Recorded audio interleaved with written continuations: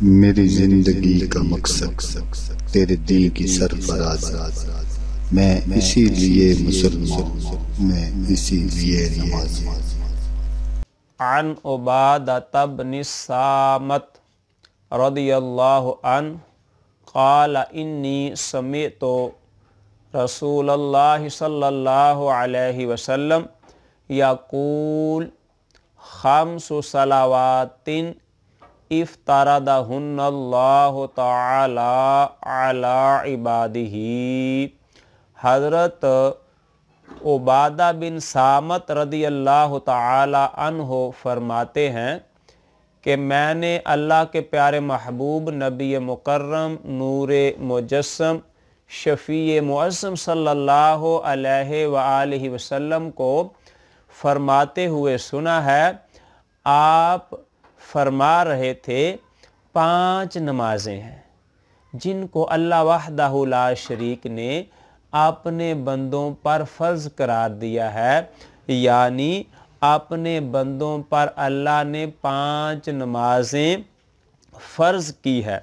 من احسن وضوءہن وصلاہن لوقتہن، جس شخص نے بہترین وضو کے ساتھ ان 5 نمازوں کو بر وقت ادا کیا، جو وقت ہے ان نمازوں کے ادا کرنے کا اس وقت پر ادا کیا، وَأَتَمَّ رُکوعَہُنَّ وَسُجُودَہُنَّ وَخُشُوعَہُنَّ، اور ان 5 نمازوں کو رکوع، سجود اور کامل خشوع کے ساتھ۔ کامل خشوع کیا ہے؟ دل و دماغ کی حاضری کے ساتھ کہ میں اپنے رب کی بارگاہ الہی میں کھڑا ہوں، میں اپنے رب کے سامنے کھڑا ہوں۔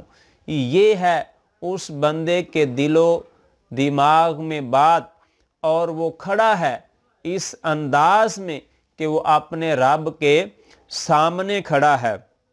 تو کیا ہے؟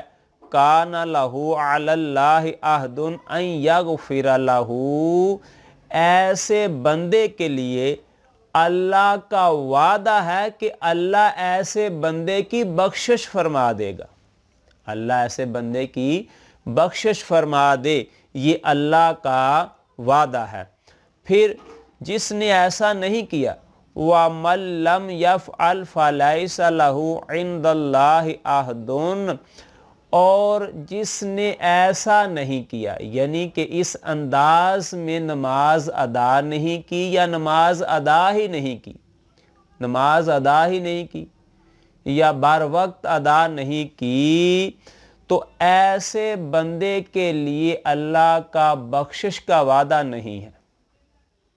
ٹھیک ہے نا؟ وعدہ اس شخص کے لیے ہے جو 5 گانا بر وقت نماز کو خشوع کے ساتھ ادا کرتا ہے، تو اس کے لیے بخشش کا وعدہ ہے۔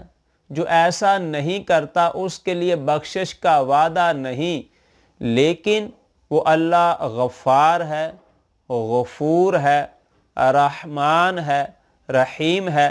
اللہ کے پیارے محبوب علیہ الصلوۃ والسلام فرماتے ہیں ان شاء غفر لہ، اگر اللہ چاہے تو اس کی بخشش فرما لے، وعدہ نہیں لیکن پھر بھی اگر وہ چاہے تو اس کی بخشش فرما لے، وَإِن شَاءَ عَذَّبَهُ، اگر چاہے تو عذاب دے۔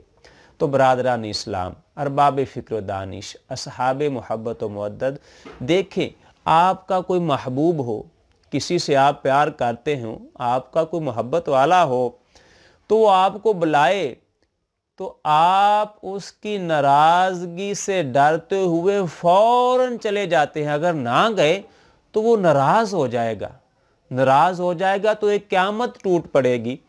تو یہ ہمارا رب ہے، وحدہ لا شریک ہے، جس نے ہمیں پیدا کیا ہے اور بے شمار نعمتوں سے نوازا ہے، لہٰذا جب ہمیں نماز کے لیے بلاوا آ جائے، مؤذن اذان دے اور ہمیں کہے نماز کی طرف آ جاؤ، فلاح کی طرف آ جاؤ، تو ہمیں سارے کام چھوڑ کر اپنے رب کے بلاوے پر مسجد میں حاضر ہو جانا چاہیے اور نماز کو ادا کرنا چاہیے۔